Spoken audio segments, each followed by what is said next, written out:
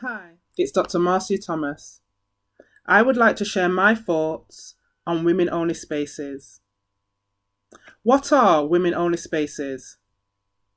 Is this a space created by women for women?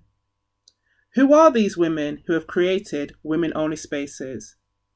Who decides whether an individual is a woman or not? Are these spaces inclusive for a certain kind of woman while excluding others? These are the questions that came to my mind while listening to the panelists at the International Women's Day Brighton panel discussion entitled, "Do We Need Women-Only Spaces?" The purpose of women-only spaces is to create a safe place for women to come together, for their voices to be heard on their own terms, free from the burden of patriarchal judgment which silences women and ridicules her voice. But do women need more than spaces free from male influence and control in order to boost our confidence and forge our own politics on our own terms?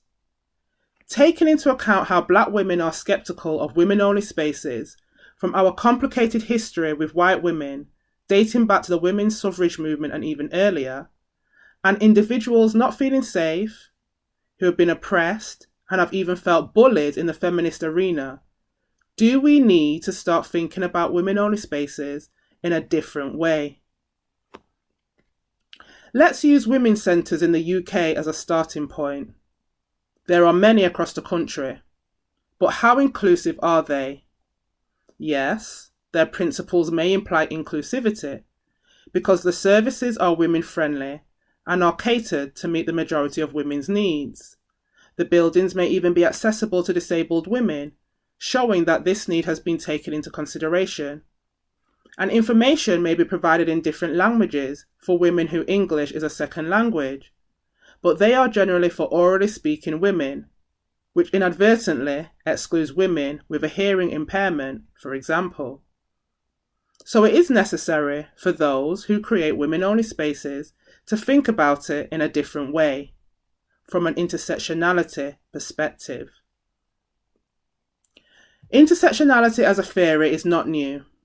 It is a theoretical framework and practical tool that takes into account the multiple forms of oppression that affect women. Coined by Professor Kimberly Crenshaw in 1989, it was created to illustrate the racism and sexism that Black women experience in the workplace in the US. Intersectionality has since become an analytical tool for looking at how different power structures interlink, function, and impact on women's experiences. Don't get me wrong, intersectionality does not claim to be an instant solution that will solve everything. However, understanding how it can be used as a tool to explore identity and oppression can help develop more inclusive women-only spaces.